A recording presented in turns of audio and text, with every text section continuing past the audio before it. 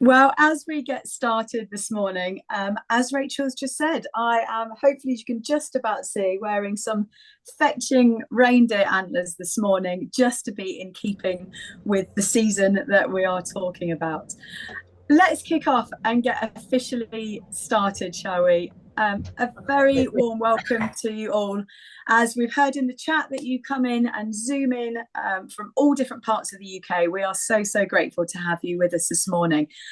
As we've heard, looking at the rainbow attire, some of you may be fishing out your Christmas jumpers as we speak, albeit we're still only in October. But our hope and prayer is that as we come together from all the different parts of the UK this morning, and maybe even further afield, that as we look together today at our theme of talking toddlers, as we look at Christmas, but as we look particularly at that theme of making everyone welcome, our real hope this morning is that you will be equipped and encouraged, that you'll be inspired by not just what you hear from us and our wonderful speakers, but also from each other, in a way that actually gets those cogs ticking. You may have already planned everything for Christmas, but if not, we hope that this will give you some amazing ideas in the run up, that we can indeed see the toddler groups that we inhabit week in, week out, the people that we engage with, the families that we love and care for. Actually, we really do want to find and make everyone welcome, don't we? So our hope and prayer is that you feel really equipped from this morning. Before we go further on, myself and Rachel would love to introduce ourselves. Here is Rachel. We are thrilled that now, 5 years on of this Talking Toddlers journey, we get to work in a wonderful partnership between EA and Hope Together. My name is Rachel Heffer. I serve as Head of Mission at the Evangelical Alliance. And this journey over the last 5 years with my wonderful friend here, Rachel, has been truly important to us, being able to cheer on and champion toddler group leaders, messy church leaders, those involved with under fives over the last number of years. So thrilled to be here with you again today. So that's me. Rachel, tell us where you are, who you are. Why are you passionate about toddler ministry? So I'm Rachel as well. We always love being the Rachel and Rachel team. So I'm Rachel as well, and I'm the Executive Director of Hope Together, and super passionate. I'm here in London. I'm in the basement of a rectory, which is where the Hope Together offices are. And I'm super passionate that every child in the UK would get the opportunity to find, discover, and meet with Jesus in a way that's appropriate to them. That's the big driving passion, because I want everyone to do that. So why shouldn't the under fives be included? And because we've done research, we realise how close we are to being able to making that a reality. So that's my passion. Brilliant. So we love journeying this crazy journey of the world of toddlers and families, the amazing mission opportunity that it is. Hopefully you sense that week in, week out. But we also recognise this is an incredibly busy term, isn't it? We head into half term just next week. We have Christmas ahead of us. I wonder whether today you come as you're starting to think, oh my goodness, we need to get those plans in place. It may be for some of you that in the summer holidays in August into September, you were already good to go with all of your Christmas plans ready made. But we really hope and pray that for all of you, you will leave with some golden nuggets off the back of our Talking Toddlers webinar today. We are thrilled to, in just a few moments' time, introduce you to not just Rachel and I and Lydia and Anna on the team, but three wonderful speakers. But before we do that, our hope is that actually off the back of today, you truly will feel inspired in those, again, those ideas as to how we can, as people in ministry, in evangelism, in mission, in our discipleship and outreach, how we can make everyone welcome. We know the amazing mission field that our toddler groups are. And just last week, I had the joy of being over in Belfast with a group of 40 amazing toddler group leaders and some church leaders. That's the dream, isn't it, too, that church leaders see the impact and the importance of what you are doing, what we are doing week in, week out. And in that space, again, with people like yourselves, we had a creative hub of all those ideas. But what we started with over in Belfast and free to access for all of you is our new, which we launched earlier this year, our new Talking Toddlers research. We produced the first lot of research in 2025. 5 years on, we did it again. And we'd love to share, as I hand over to Rachel, just some golden nuggets that come out of that research, which we hope will again just equip and inspire you this morning. So over to you, Rachel. So we love research. Why? If you are trying to explain how important your ministry is, then grab this research We'd love you to take the slides and share them. And I'm busy writing up a report that you can pop onto every church leader's desk. Wouldn't that be amazing in the UK to help them understand how important this ministry is? So we're just going to look at a few of those stats. Number one, we're doing a cracking job, everybody. 80% of all the parents in the UK with children under the age of 5 are in touch with the church. So we've got this incredible, incredible reach. And just so you know, 12% of those are what we would call active Christians. So it's active Christians who are part of worshiping communities, praying, reading their Bibles and bringing their children along to things. And 67% of all of the parents with a child age under 5 are what I would call fringe parents. So they're coming along to our activities, but maybe not yet active Christian parents. And of those fringe parents, the next slide will help us to understand that 57% of them who come along have explored faith for themselves. So this opportunity is that we can reach the parents and we can reach the children. We want every child to have a living chance, a chance and opportunity in their years under the age of 5 to experience and encounter Jesus. But it's not just them, it's also their parents. So 57% of those fringe parents have actually then explored the faith for themselves as a result of being with you. The next slide helps us again to understand something that's really positive in this research. Is that when those parents come with their children along to the activities that we as church are putting on for them, 53% of them recognise that those fringe parents would call that church, they'll call your church their church. A really strong level of what we would, a technical term would be association, but it's a strong sense of association, and this has gone up from when we last did it. So a rise of people feeling like I am part of this church by all the extraordinary ministry that you do. And finally, there's an opportunity. 47% of the parents, so then let me just explain this one to you. So 20% of the parents with a child under the age of 5 in the UK are not part of what we're doing. So 80% are, 20% aren't. And of that 20%, almost half, 47% would absolutely love an invite to what you are doing. And one of the key ways they said they'd be happy to be invited was even a letter through the door. So we have got the most extraordinary opportunity and we are so excited by everything that you do. So thank you. I'm now going to hand over to Rachel. Rachel, we love research. The other piece of research we've done in partnership and in partnership with others is the Talking Jesus research. And we just want to highlight there a few of those stats as well so that we can put all of what we're doing in this incredible mission field into a framework of what God is doing right now in the UK. Rachel. Thanks so much, Rachel. Hopefully you've been blown away or at least encouraged by some of those brand new Talking Toddlers statistics that Rachel's just mentioned. Going back a few years, we produced the Talking Jesus research, which we will remap again in 2027. And what came out of this was, again, this incredible sense of not just openness from people to things of faith, but also we looked at how people had journeyed towards Jesus as well. And what we found, this on the next slide, shows us that when we looked at how people come to faith, we saw that we're actually by far and away, we see that one of the biggest factors was those in our church communities or on the fringe. 34% of people said that actually that journey towards Jesus had come about because of a direct result of being part of a Christian family. But you can also see that other elements like reading the Bible, attending physical church services or events connected to the church were really integral in people's journey and understanding. Sunday school comes out at 19% of people. Spiritual experiences, and again in our Talking Toddlers research, we see and hear of people that even in the context of our toddler groups, week in, week out, people have spoken about having those spiritual experiences in conversations with others. The next slide shows us just the importance of investing in the very young, upholding and being braver in that Christian distinctiveness that we too can thread through our toddler group context. again on the weeks that we meet. We see here that when we ask people, at what age would you say that you had that made that decision to come to know Jesus, to become a Christian, we see this, that whilst 33% of people said that they felt it was from birth, therein lies an interesting discipleship conversation. We see that, as you can see here, the vast majority of people come to faith under the age of 18.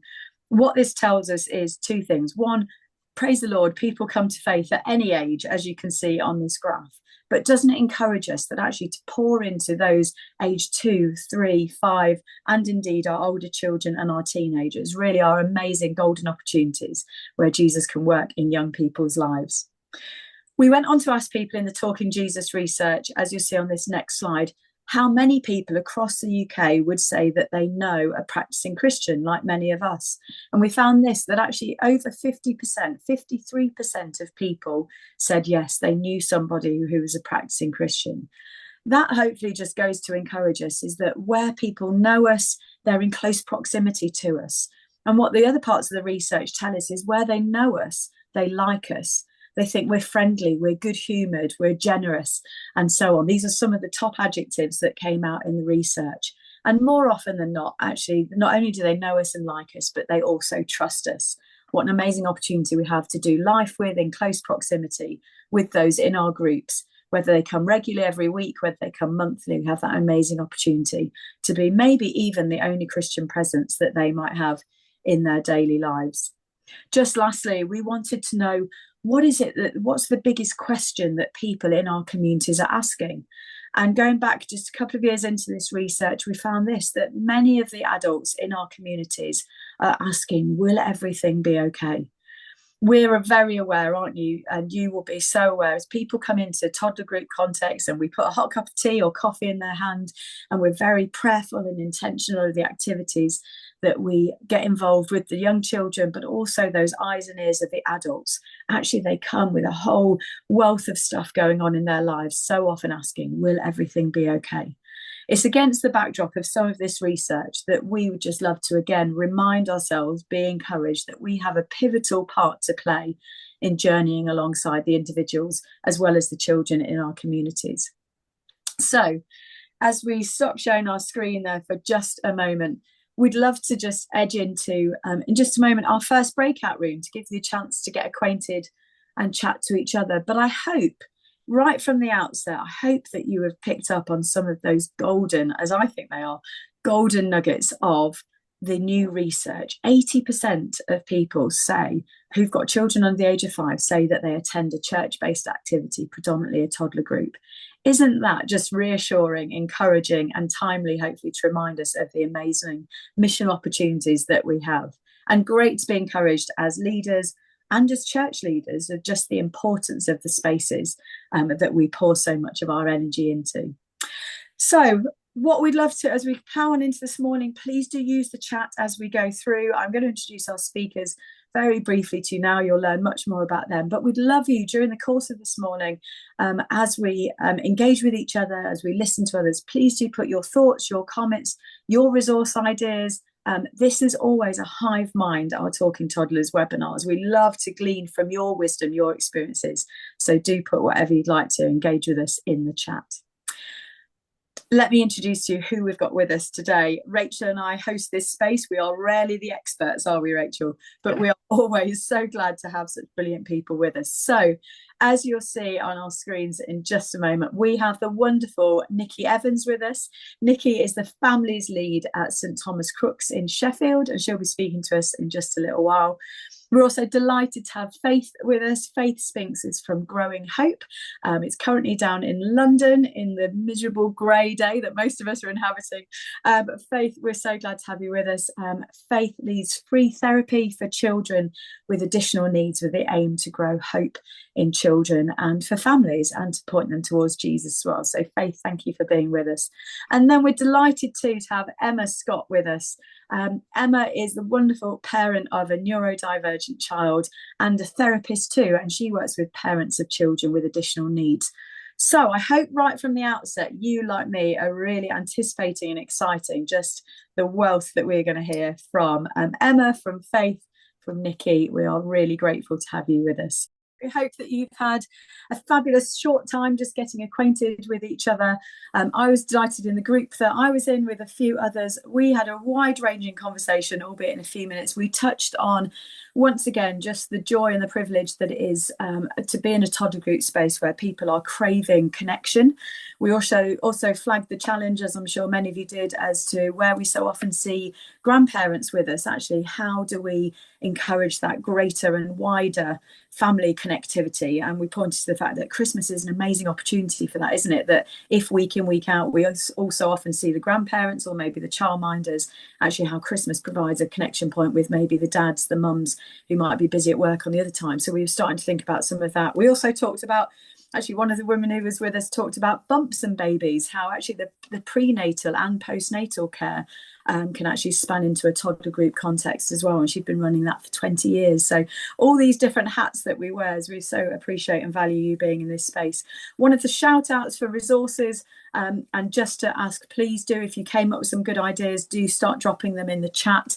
It's always so good for us to glean from each other. But one of the shout outs was actually, where are the resources? What might be some good ideas for resources that we can put into people's hands to speak of the Advent and Christmas story, but not wait until right before Christmas? Does anyone know of anything that can start people on that journey right from the start of Advent that they could follow on at home? If you've got any resources of books, tracts, leaflets, or anything like that, please do put them in the chat. That would be really helpful for us as well. So do be putting all those ideas in there. We'd love a hotbed of ideas and creativity to take away. I'm going to hand over to Rachel, who's going to introduce for us. Hello, welcome. So it's brilliant. If you got particular good resources, so we had amazing feedback on so just like getting toddler, if there's things that are toddler specific that you can pop into the chat that other people can find, that would be amazingly helpful. So we heard about Christingles. I don't know how many of you will be running a Christingle. Again, really popular.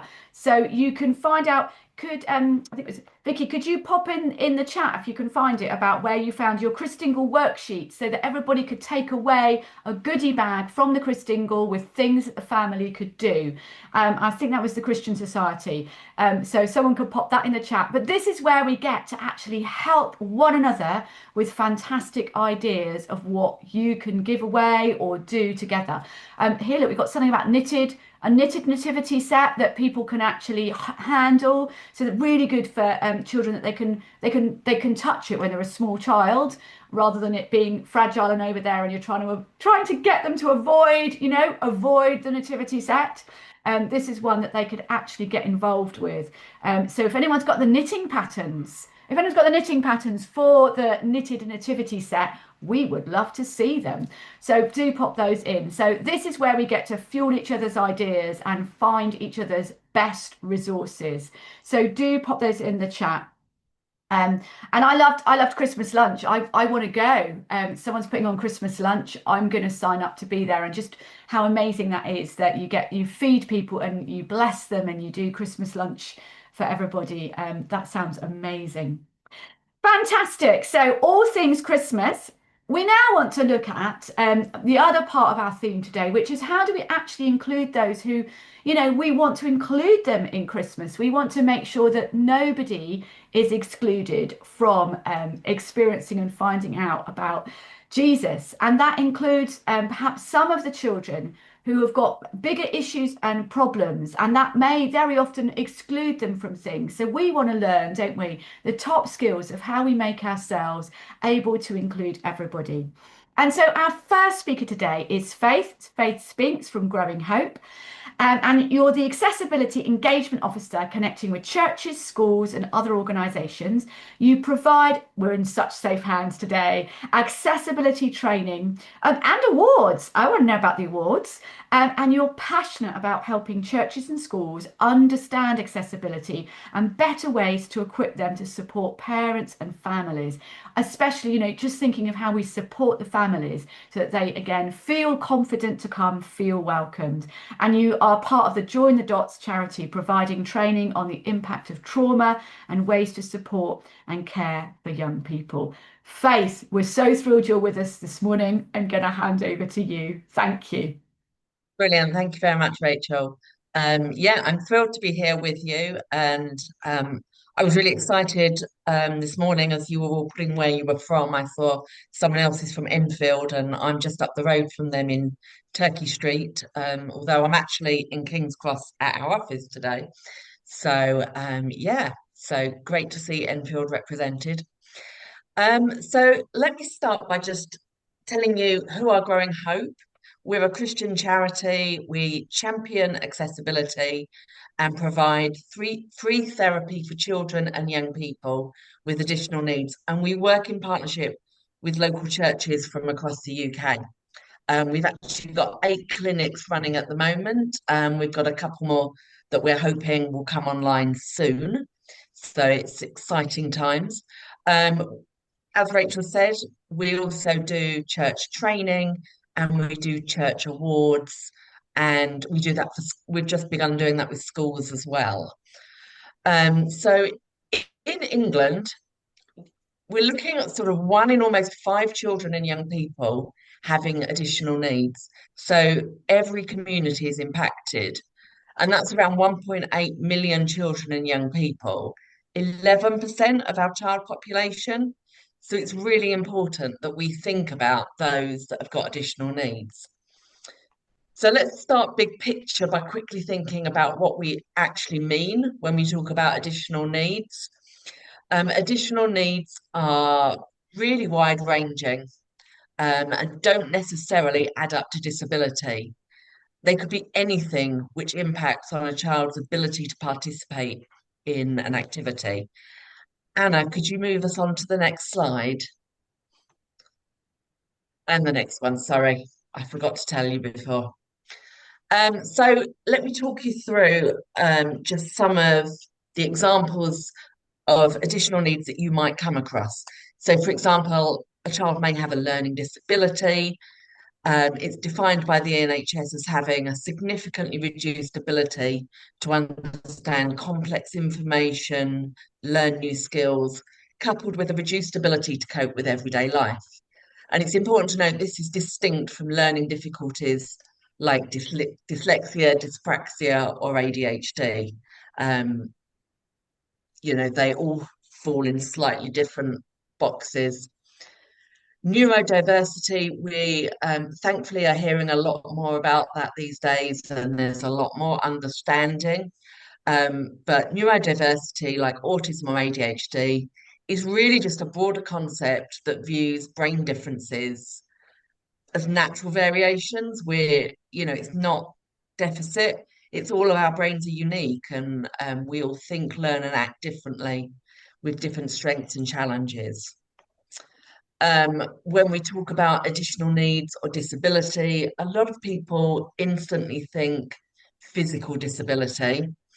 The physical ability can have a substantial long-term negative effect on a child's ability to carry out normal day-to-day activities. So we might be looking at some conditions such as cerebral palsy, spinal injury, brain injuries, degenerative conditions, issues that have resulted from trauma or accidents, blindness, deafness. There's a whole huge spectrum within there. Mental health needs. Within the toddler group scenario, you're going to have children that maybe struggle, but you're also going to have parents and adults and carers who have these issues. So mental health needs, difficulties that affect how you think, feel, and behave, making it hard to cope with daily life. Trauma. Gabor Mate, who's a researcher in the area, he defines it as trauma not being what happens to you, it's what happens inside of you as a result of what happened to you. So it's really important that we think about the physical, the internal impact of what happened rather than the event itself. And then you may well have children or adults who are undiagnosed, but it's clear that they have an additional need of some time. And, they may struggle in whatever way to take part in everyday activities. And ultimately, it's important to remember that we are all created in the image of God. You know, we know that from Genesis, and we want everyone to be welcome at our groups. We want everyone to be able to access what it is we're offering, particularly access Jesus and the gospel. We want to be Jesus's hands and feet in a way that enables everyone, whatever their needs, to be celebrated as part of church family with the gifts that God has given them. So I'm already talking quite quickly, but I'm gonna, keep going at this speed because basically what I'm trying to do is fit a load of content from our 2.5 hour training, and I'm trying to sort of sum it all up for you within 12 to 15 minutes. So yeah, buckle up. I want us to think about some sensory principles that are really important in thinking about how we engage with people with additional needs. So, Anna, next slide, please. We often talk about 5 senses, but actually we've got more senses than that. And this looks like a really intimidating illustration, but basically it's just saying our nervous system, our sensory systems, they are fundamental to everything else that we are able to do in our lives. And that's kind of why the sensory is so important to understand, because it's foundational, it undercuts everything else. So next slide. We've got obviously sight, hearing, smell, taste, and touch. They are the 5 senses that you will be well aware of. And they will be things that, there will be children that have sight issues, hearing issues. Smell is a really interesting one. Certain smells can be really triggering for certain people. Same with taste, same with touch, same actually with hearing and sight. Too much happening can be overwhelming. So, it's good to think about all those things when we're planning what we're doing. But 3 additional senses that maybe you've not really thought about. Balance. It's, we kind of take it for granted that we can stand up and talk. But when you're looking at toddlers, you can't really take that for granted. Kind of when you first see them starting to walk, it's a wonder that they manage to get up on 2 feet and walk. And that's all to do with our sense of balance. Then we've got body awareness or proprioception. And that's the skill that means I can put my hand here and I can match it with this hand without actually looking, because I know where the different parts of my body are, because I've got a good sense of proprioception. But if you've got a child who's very clumsy, who bumps into things a lot of the time, there's a good chance that they are struggling with their proprioception, and therefore they're not managing to make that judge. And then you've got the internal sense, which is the sense that tells us when we're hungry, when we're tired, when we need the toilet, which again in toddlers is developing. We all know about the accidents that happen. So that's a very quick run through of sensory processing. Christmas can be a really, really sensory time, can't it? And so it's helpful to know a bit more to see how children with additional needs might struggle with what we're doing. So please have those senses in mind as you're planning. And if we go to the next slide, the thing you want to really be thinking about is it calming or is it alerting? Sometimes the body runs too fast, sometimes it runs too slow.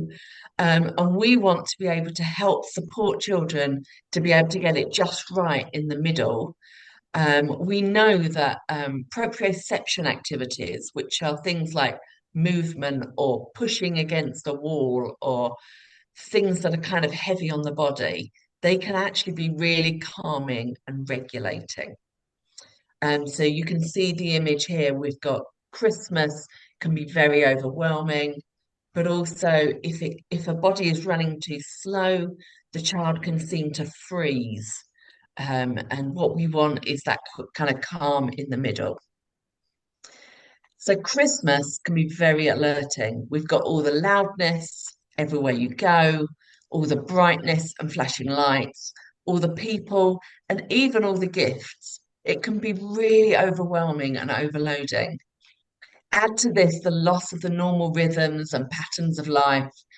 Different rules seem to apply, with chocolate being offered every day at all hours. Then there's all the presents and the sensory overload just in unwrapping all that paper without them having to pretend that the gift they got instead of the gift they wanted is the best thing ever. And so for our children, this time can be really hard work to keep them in the just right segment. And if we want our toddler groups to be places which are welcoming to all, then we need to think sensory.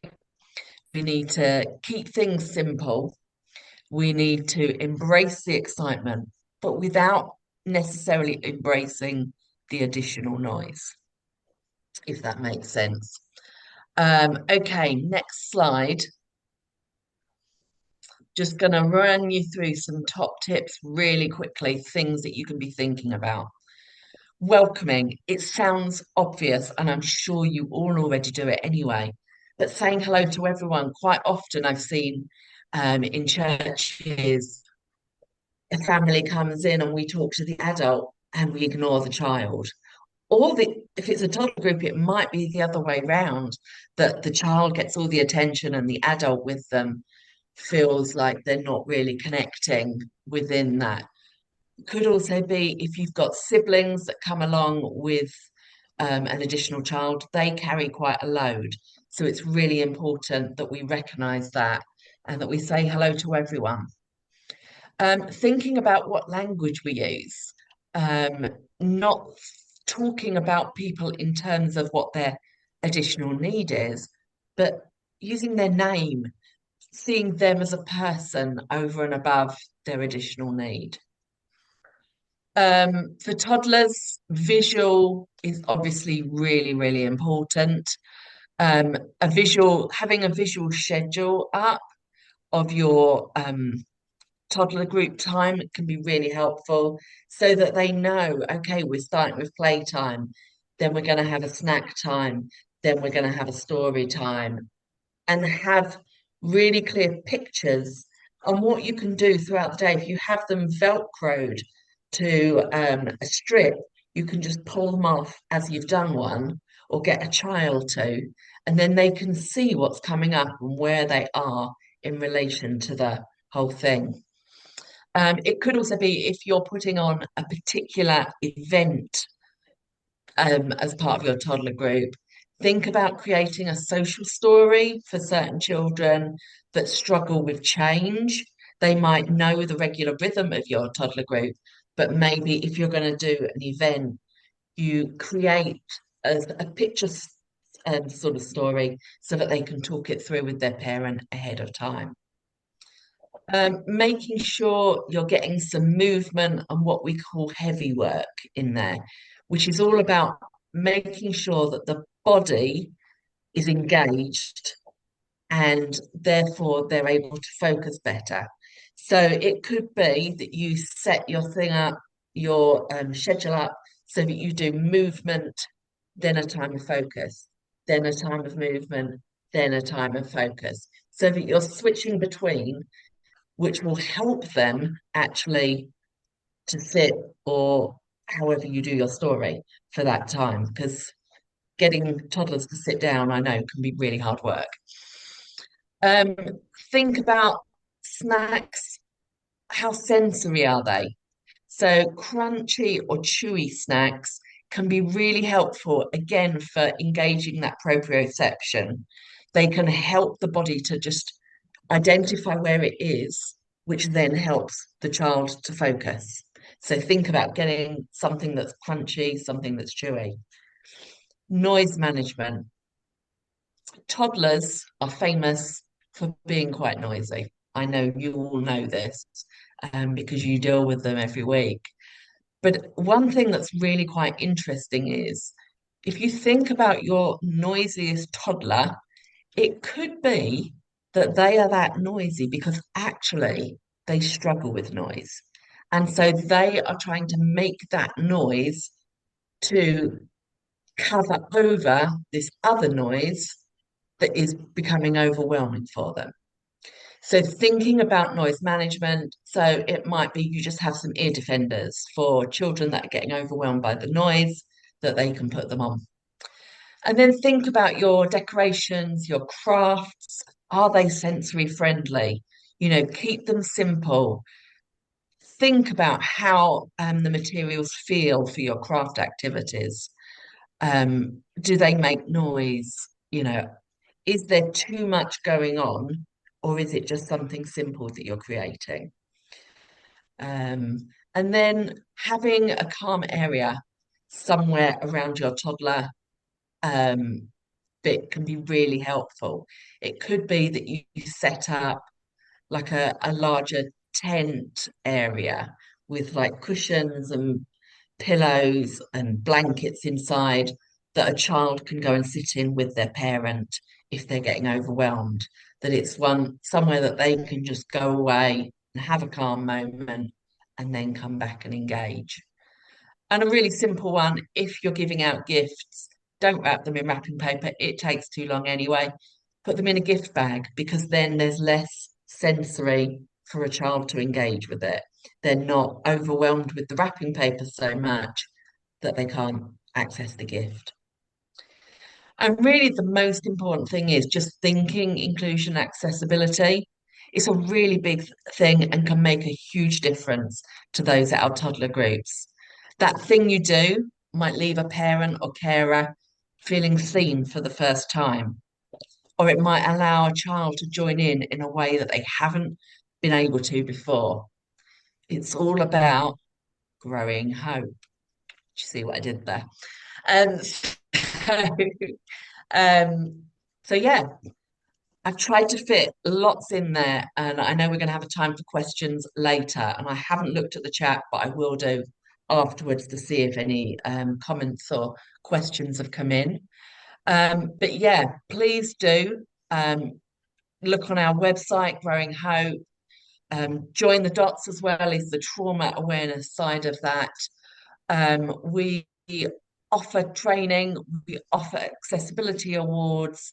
We also have groups that we can help you set up for parents or adults of children with additional needs called When Dreams Change, and a group for siblings, which we can help you set up and run. So please do look at our website, look at Facebook, look at Instagram. We're on both of those. Thank you. Amazing. Faith, thank you so, so much. For me, even that one slide that you spoke to, though, the top tips, I'm sure many will agree, is just really resourcing, really helpful. And thank you for the wealth of both what you bring in the theory and the practice, but also the really practical outworking of some of those ideas. So thank you. We will come back to you in just a few moments as well after our next couple of speakers. For me, there was loads there about just that, keeping it simple, the being aware of the noise. Interesting, somebody put in the chat, some of the noise often comes from the parents. That's true, isn't it? But lots of practical ways as to know, yeah, how to engage those who really, as you said, through our care and our love and attention, see something of the love of God through our care of them and our awareness of their needs. So thank you so much, Faith. I'm going to move us on swiftly to hear from our second wonderful speaker, and that is Nikki. Nikki is toddler group leader at St Thomas Crooks up in Sheffield. So we've gone from London, we're zooming now up to you, Nikki, in Sheffield. Welcome, lovely to see you. Nikki is mum to 2 children. I'm sure she might tell us more about her world, but is also the family's lead at St Thomas Crooks in Sheffield.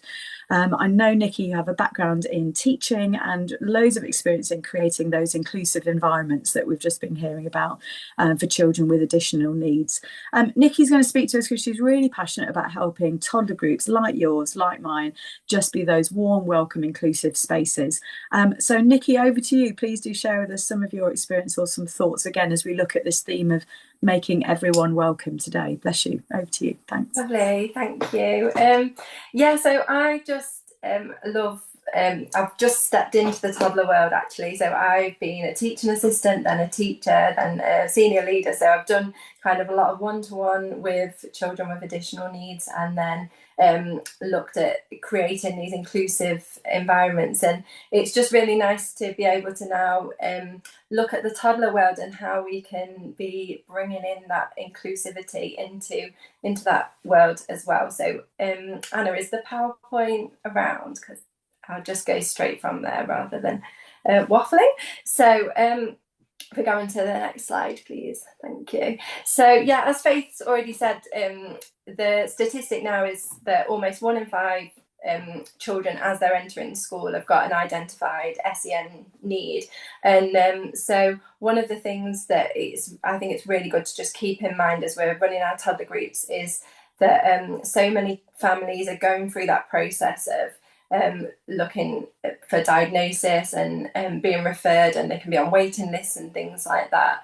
And what I've found is that people's experience of that just can be so different. So just in the space of 1 week, I had 2 families that had got both of their children had been referred for a very similar sort of diagnosis, but the journey just was so different for them. So for one family, this came with just complete relief, that they said that they'd felt for 3 years that they were just an awful parent, and that all the strategies they were using weren't right.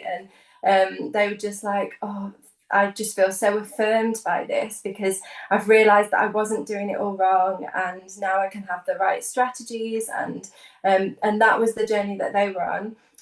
For the other family, there was just a lot of grief and worry and anxiety about what the future looked like. And I think it's just what I've found is just being there to listen to people. They're all on their journeys. It can look so different, but just being there to listen and to just meet people where they're at, and just share the love of God through where they're at.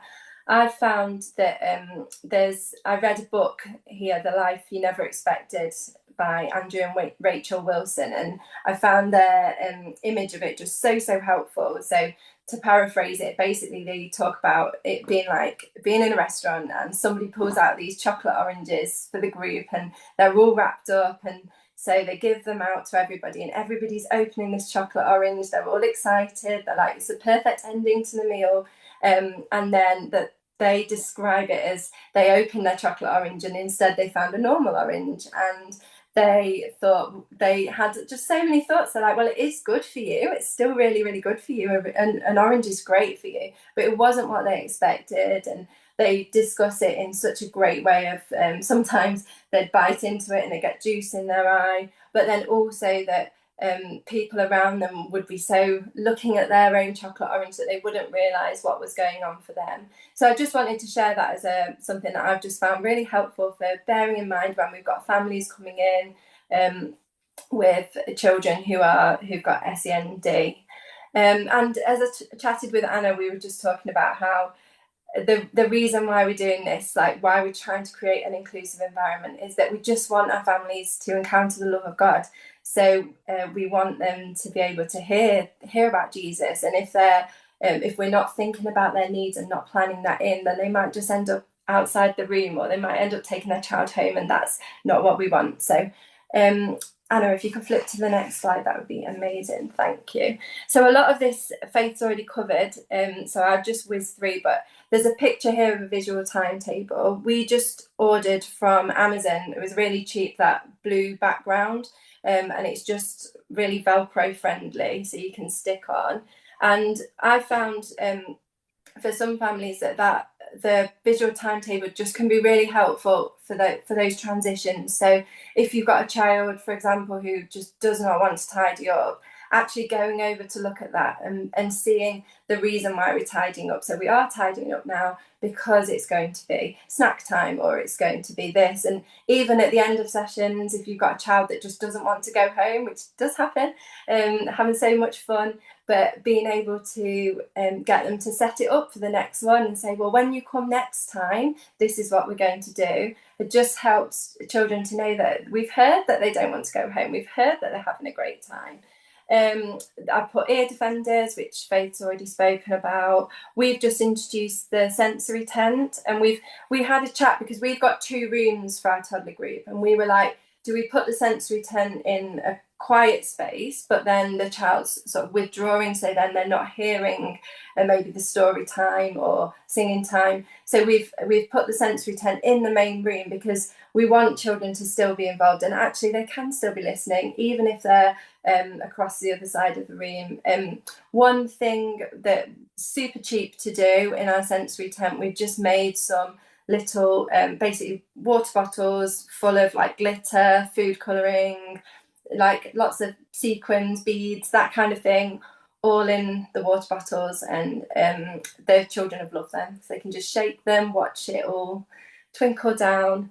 And then one of the things to just think about is like which are the toys that the children love. So if you've got a child who you know every week comes and they head straight towards that little red trike, and then for whatever reason one week you don't put that out, that can suddenly be really deregulating for children. So just thinking about that in terms of consistency. And sometimes you have to, like sometimes it is actually we do need to take that red trike away, but is it that you can do have a conversation with the parent before and say, actually, we're not going to have it next week. So just so that they can prepare the child for that.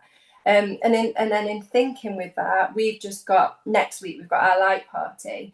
And I was chatting with a carer of a child with additional needs, and she was she's going to bring him along. And we were just discussing what are his favourite toys from the creche, what can we bring in so that even though it's in a different room, even though it's in a different environment, he can come in and recognise those things that he loves, so that then we've got the nice transition over.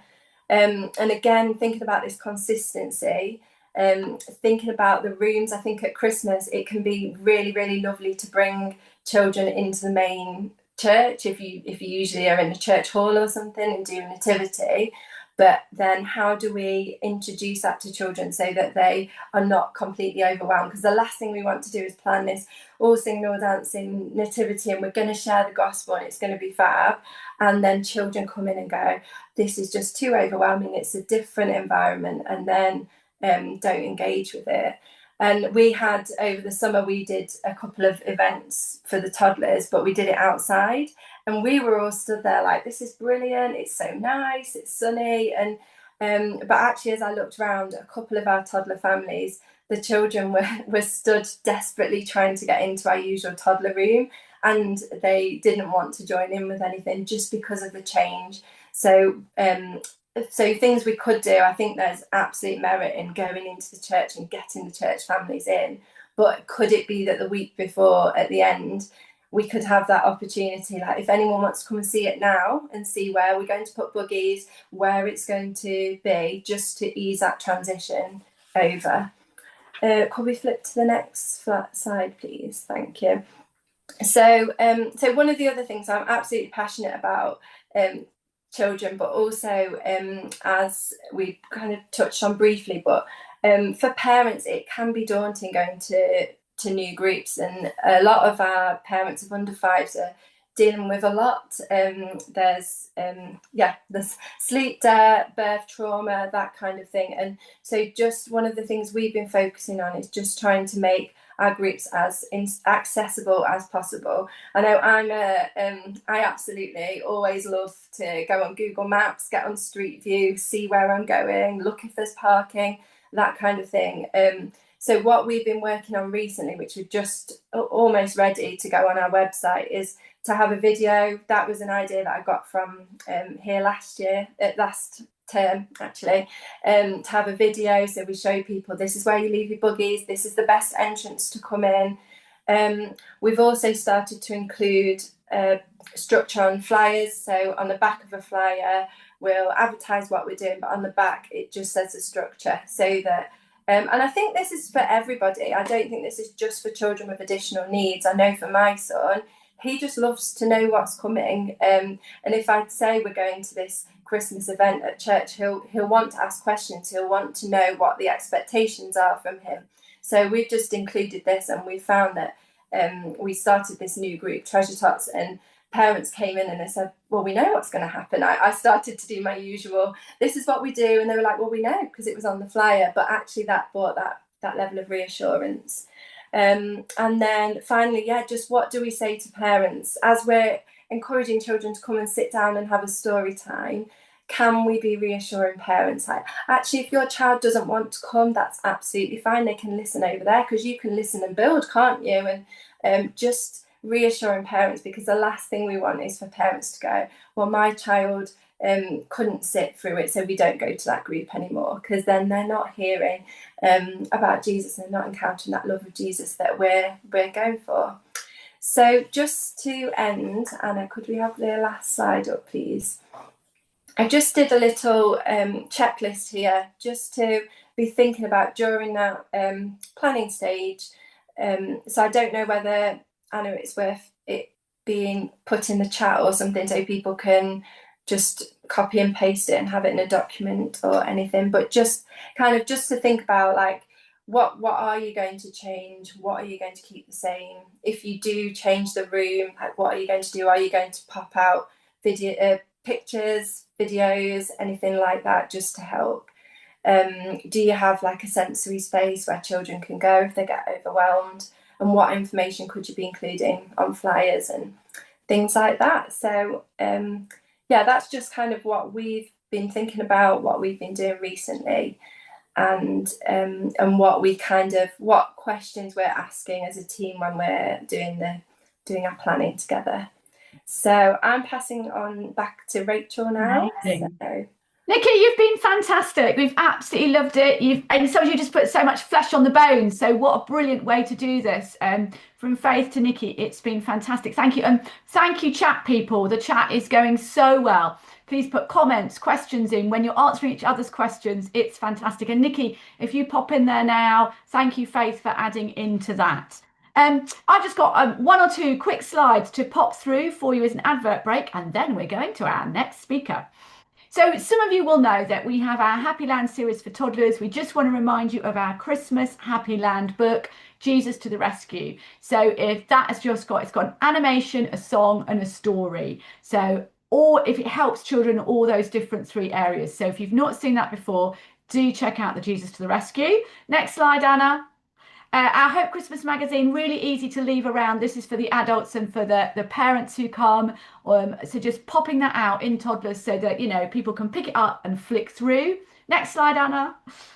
And this is our beautiful Christmas gospel we've done especially for this year. It's the Gospel of Luke. If you're creating a goodie bag for your for the parents as well as the children, pop this in so the parents can actually read for themselves the life of Jesus. And if we had longer, Rachel and I would be talking about how we know from all our research on helping people to find faith, reading the Bible is absolutely key. So if you've got an event, pop in a Christmas gospel, and you can find all the Hope Together resources on our page. If you've got older families, I'm just going to wave this one. We've got the gift of Christmas. This is great for if you're doing a Christingle or something. Just explains everything we do at Christmas and why we do it. So do pop there.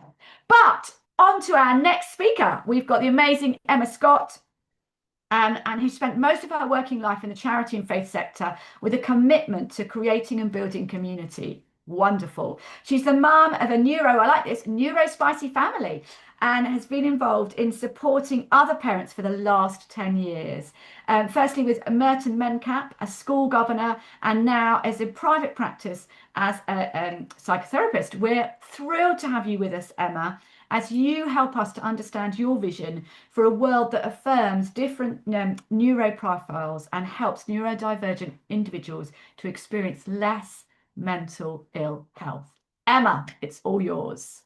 Oh, thank you so much. It's always a bit weird, isn't it, when you hear like your own thing coming back at you? Like, oh, is that me? Is that really me? So thank you. Really appreciate being here today. And I guess kind of I'm here with those various hats on. So somebody who's been working in the community sector, but has that kind of lived experience kind of within our family. And we have a variety of neuro profiles in our little family of 5. And I'm going to come on to talk about that in just a moment. But I guess if I had a tagline, it's one of the new projects that I've been involved in called Thriving Together.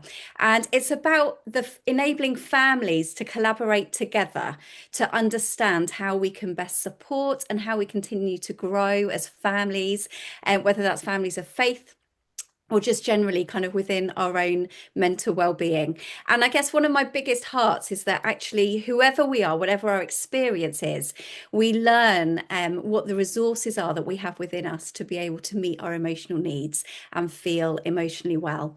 And working with families, and particularly who have kind of neurodivergent profiles within that space, is a real heart and a real passion of mine.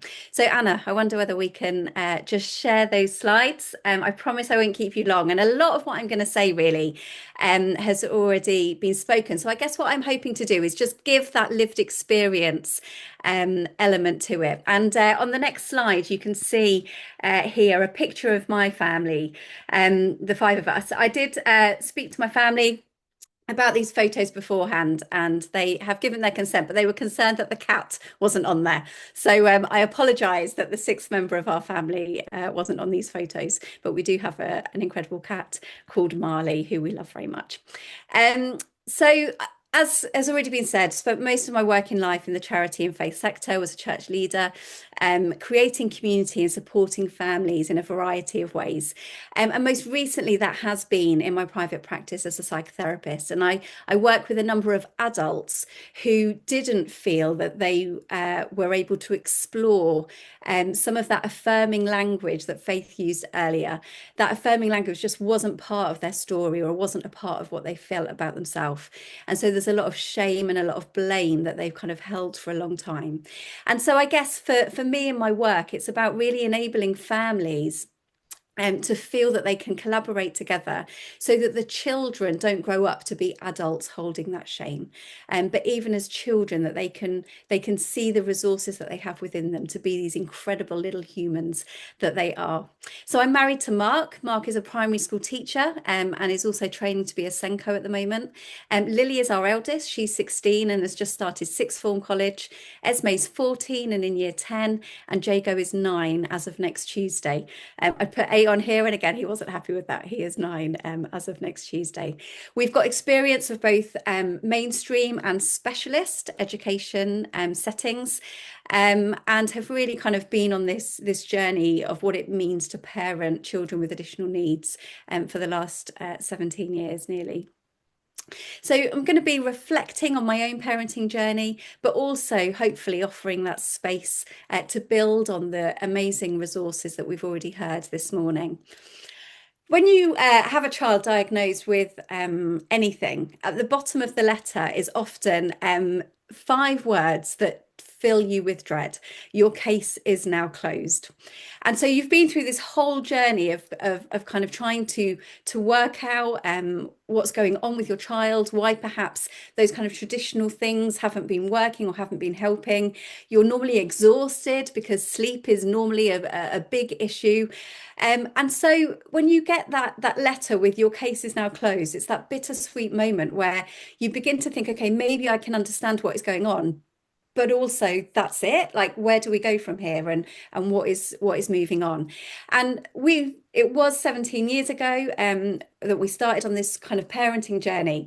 And I think one of the moments that has stuck with me and Mark over the years was getting back from hospital very early on, and Lily was asleep in her car seat. We were sat on the sofa.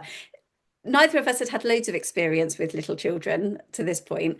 And we both kind of sat there, we were like, what do we do?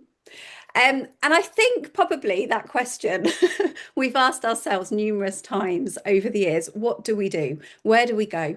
Who can we ask to help us and support this? And I have to say that 17 years ago, things weren't understood in the same way.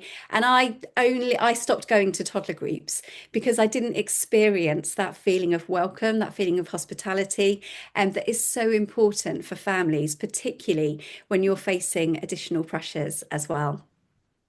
On the next slide, these two statements, that my hope is that any shame or guilt that individuals have felt, whether that's as a child or as an adult, will diminish, and that they have confidence to grow hope within themselves. And I think hope is the biggest lesson I've learned on this journey over the years. When our children are diagnosed, it often comes from a place of deficit or disorder. We're asked to go on these assessments because things have been noticed about our children, that they're missing something. And in fact, some of the diagnoses even include those words of deficit and disorder. But my big question is, what message does that offer our children? And what message does that give them about who they are and what they can grow to be? And so my hope as a mum and as a practitioner is that families learn there is nothing wrong with them. The general world just doesn't offer us the tools that we need to feel pride in who we are and what our children have to offer the world. And so it's so exciting to be here this morning and see people who are really present and engaged in changing that story for so many families. On the next slide, there's just a little diagram which shows very much about the way that I work. And in the middle of everything is this idea of connection and kindness. Because actually what we know about trauma, what we know about any of those emotional needs or kind of mental health difficulties, is that human connection is one of the most powerful ways that we can heal. And kindness is one of the most poignant elements of life that can keep us with that human connection. And so whether we're thinking about knowledge and understanding, very much like today, whether we're thinking about our beliefs and the behaviours that come from that, whether we're thinking about our emotional needs or the sensory needs of the families we're working with, if we can do it from that place of connection and kindness, then it is only going to enhance the work that we want to be able to do.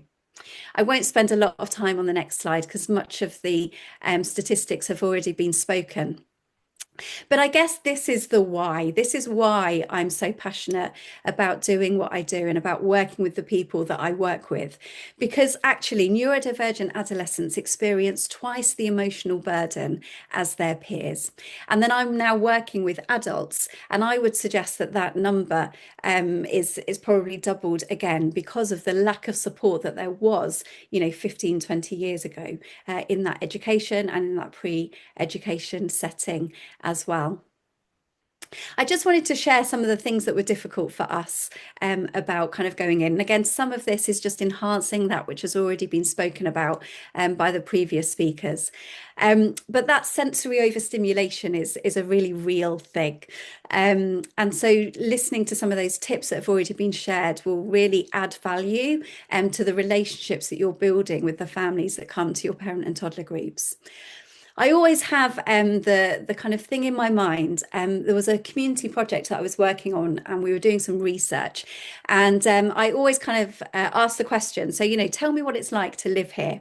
And it was an old guy called Joe who was on the bus, and he just got tears in his eyes. And he said, Emma's, nobody's ever asked me what it's like to live here. Everyone's just always told me.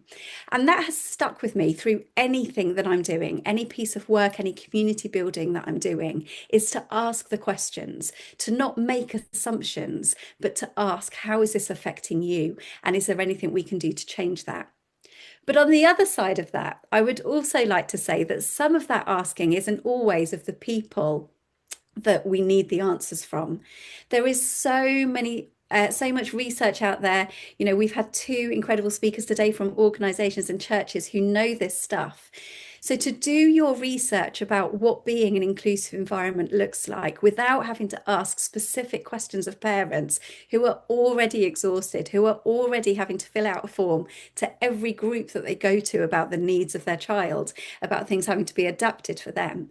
If it's already done, then that really does offer that hospitality, that welcoming space that says, I've done the thinking for you, so you can just come and be. The wrapped presents is something it took us a number of years to learn. And I know that Faith kind of mentioned about in bags, but I would also like to suggest having some not wrapped at all or not in any bags. So for many of our children, it's very difficult to know what the kind of reaction is going to be if they don't know what's under this parcel. And so having some presents that aren't wrapped at all can be a really helpful thing for some of our children. Santa was a really difficult thing for us as a family, and I know it is for other families as well. The thought of this kind of character coming into your house who you don't know. So I've just kind of thrown that in there for that. And then the last kind of thing I want to add for things that were difficult, and I guess that kind of top tip, is recognizing that the transition into and out of spaces can be very, very difficult. Our children pick up on environmental stimulus in a way that many of us don't. And that's all children, not just those who perhaps are neurodivergent. And so thinking about those transitions from outside of the building to inside of the building, thinking about those transitions of the different elements of the day, thinking of those transitions, that what happens at the end of this space when this child then has to leave and go to the next place. And just helping parents know how they can facilitate that can be really helpful. I ran a baby song group for a number of years, and one of the things we did was we had a kind of holding space. I can't remember the word we used for it, but it was almost like a reception area, so that children didn't have to go straight into the room where it was set up with the activities and the songs that we were going to be using, but the children could ease themselves into being into a different environment, enabling people to come in one by one rather than everybody all at the same time. So always come back to this idea of connection and kindness. And if you can offer that connection and kindness to the families, whether that's the adults or the children, as Nikki has already said, it really will just enhance and really live that kind of kingdom value of hospitality in all that we try to do. Adam Grant talks about hope in this way. He says the attitude that helps most with intense stress is not mindfulness, it's hope. In hard times, it's overwhelming to live only in the present. What brings strength is anticipating a brighter future. Resilience lies in remembering that today's burdens may be lighter tomorrow. And for those of us who have families where our children have additional needs, we are often having to live in the present moment because that is as much energy as we have. So if we have people around us who are able to bring that hope into our lives and show us what a brighter future might look like, even if that lighter tomorrow is because we've been able to share with somebody the burdens of today, then you'll be doing amazing things. And then if I can just do a little bit of a shameless plug to finish, I've been working with an ADHD coach to develop a new parenting resource, which we're piloting in January 2026, called Thriving Together. And the idea is that we bring families together, and there's nothing more isolating than having to live in the present moment. And so we're hoping to bring families together to learn together and resource one another as we continue on this parenting journey. So if you want to sign up to our newsletter, you can use the QR code to do that. But thank you so much for the opportunity of being here and sharing some of my story and how you might be able to show that welcome to all of the families that come. Emma, thank you so much. We so appreciate you speaking into this space. Just some absolute gems there. Again, I'm sure many of you will agree with all that Emma shared there, just about how we can encounter people with that love and care and intentionality. Thank you for all that you shared about your own family as well. We will remember the cat, don't you worry.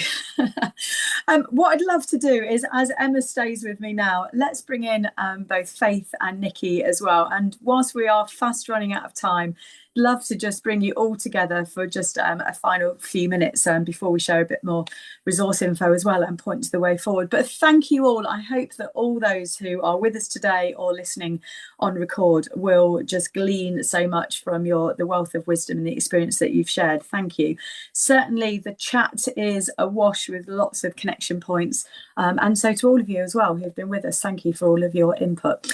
I wonder if I can come, Emma, if I could broach with you just one of the questions that came up in the chat, in recognising again the needs, the multiple different elements of needs that we see. One of the questions, I think it's been reiterated a few times, is around particularly story time and the numbers. We know, don't we, some of our toddler groups are small, some have up to 70 or 80 families. One of the questions was, how do we facilitate, again, thinking of the noise, the attention span, the care that's needed, how do we facilitate story times well when there could be lots of children, lots of adults as well? Any top tips from your experiences?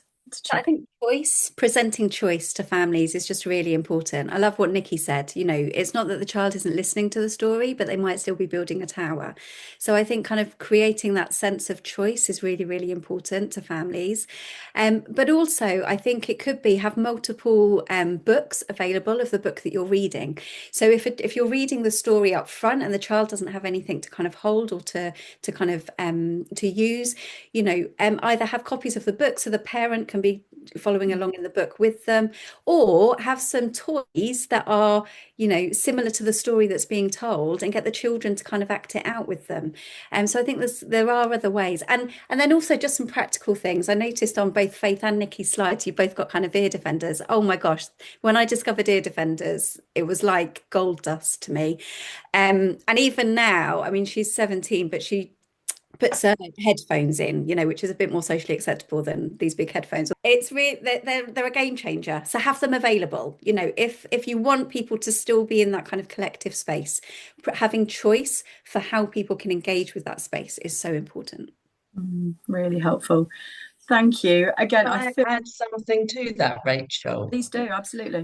Just another really good way of, once you've had children listening to the story while they're building their tower or whatever, you could have on the side some pictures from the story, and you'll be amazed if you get them to try and put them in the right order. Your toddlers will have taken in what's happening, and putting the pictures in order will reinforce that for them. Yeah, great idea. Yeah, thank you. Thanks for checking in. Nikki? Can I just add as well, we also just try and, when we do our story time, have props. So even if it's just a piece of paper that's like a fish shape or something, because even if you've got lots of children, they can all have just something to hold. So it's not just kind of you need to sit here with your arms crossed and listen to the story, but they might then start playing with that but still be listening. So just try and have a few different props about as well. It's quite helpful. Brilliant. Thank you. That's great. I feel like we could spend the rest of the morning actually just talking through so many different ideas, but that's brilliant. Thank you. Nikki, just to come to you, I absolutely loved what you said about helping people to engage with, visualize the space, and almost preempting some of that anxiety or the overwhelm or the lack of knowledge as to kind of feeling that sense of coming into our spaces. You said about the leaflets, really sort of tracking the outline of the morning, about the video and so on. Is that something that you've put into practice? How cumbersome is that? What would be your top tips, again, for anyone thinking, oh, that's a great idea, how do I get started in doing that? What would be the one or two things that you'd say would be most helpful from your learning of doing all those different things that people could put into practice, even looking ahead to Christmas? So I think one of the things we've found helpful is we're just currently doing it at the moment, but putting together a video just so that people can see the different spaces, because we're such a large church, so there's lots of different buildings and things. I would say I just think the more information you can give people before, it just breaks the barriers. So it just people know exactly what they're getting. They're not hit by surprises. So putting QR codes to websites where you've got more information. It doesn't all have to be on the flyer, but if you've got a team that can do a website and have that information just really broken down on there, is really useful to direct people towards it. Or if you've not got that, if you do social media or anything like that, just little Even we're just trying to, we're not always on it, but we're trying to like even just take photos of the space. So for our light party, once we're set up, just quickly chuck it on Facebook so that anybody who's coming can show children before they come, this is where we're going, it's all set up, this is what we're going to. Yeah, excellent. Does anyone else want to chip into that? I think there's some really practical, great ideas, which again, with a slight run up, particularly with all the Christmases, again, a few people have touched in the chat, haven't they, as you may have seen, just the openness to how do we engage the whole family. And again, I don't know, Faith, whether you've got any thoughts or top tips, again, a particularly approaching Christmas, whether it's in toddler group context, messy church, nativity, we're seeing the grandparents, we're seeing the childminders, any advice for families that, again, for our toddler group leads, how do we encourage that whole family input, particularly with a hook like a Christmas festival coming up? What are your thoughts? Mm-hmm. I mean, I think it's really important that we acknowledge that at our toddler groups, it's not just going to be mum or dad, and that we reflect that in the language that we use. One of the hats I wear during the week is that I am a respite carer for a child who is a foster child. And the number of times we go places and, they say to her, oh, ask mum, da, da, da, da, da. And she's like, she's not my mum.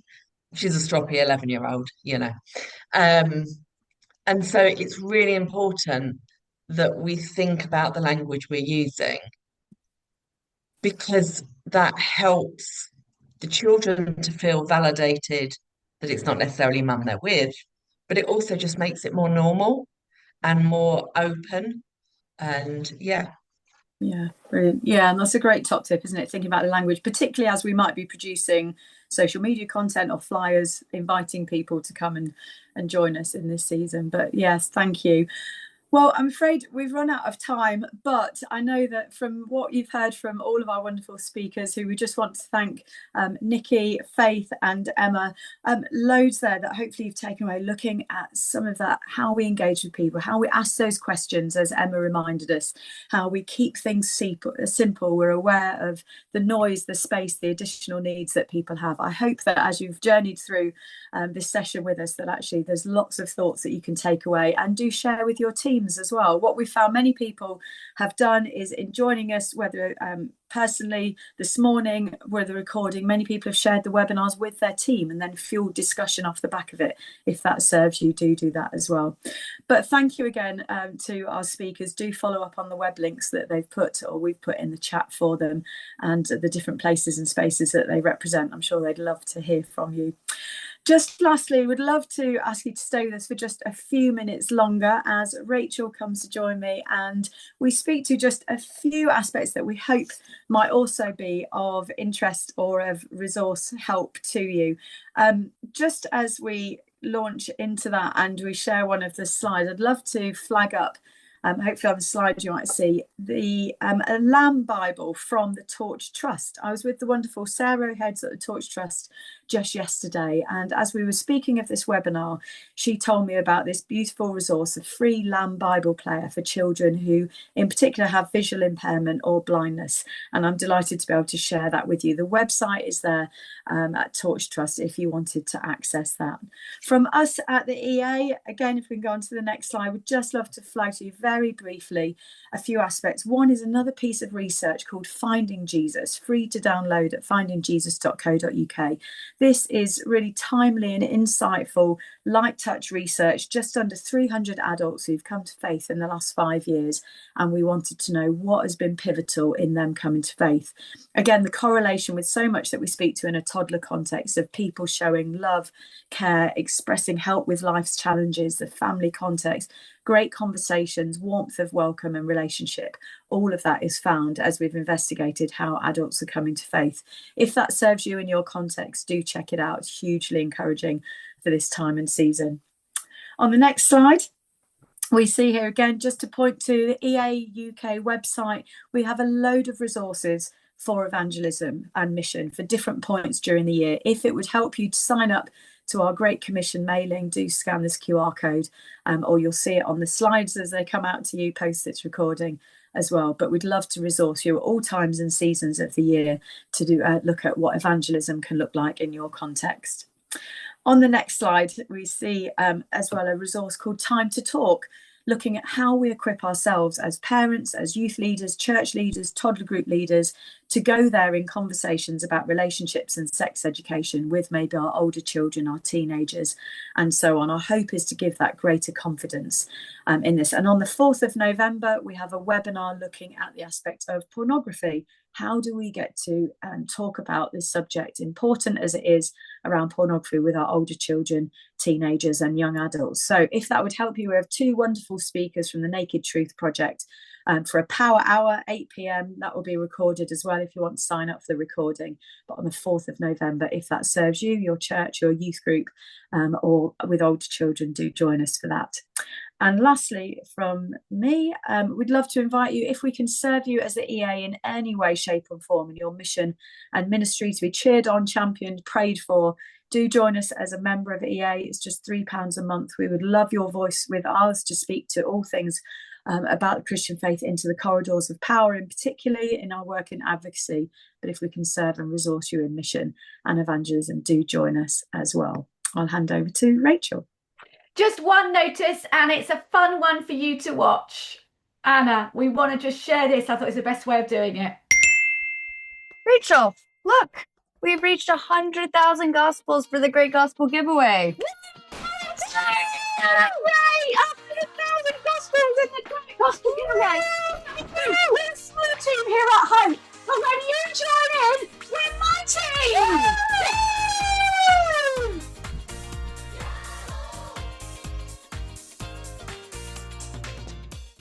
That is our Instagram reel today. If you can follow us on Facebook and Instagram and give that a like, we just want to share the good news of how many people in churches up and down the country are giving out gospels and have done this year. So we'd love it if you just follow Hope Together on Facebook or Instagram and give us a like. That would be amazing. And then you'll also be able to stay in touch with all that is happening in the Hope Together team as we move forward in mission and evangelism in the UK.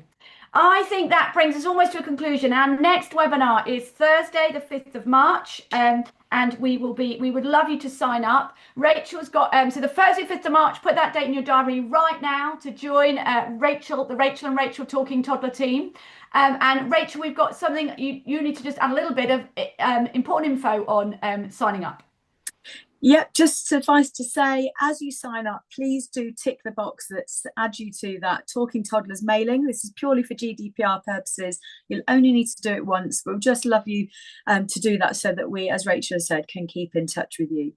Just while I've got you, before we wrap up as well, I'd just love to springboard off the back of the Great Gospel Giveaway to say 2 things. One, we are thrilled with Rachel to say 100,000 gospels given away is so momentous, isn't it? Praise God for that. So congratulations to Rachel and Hope Together.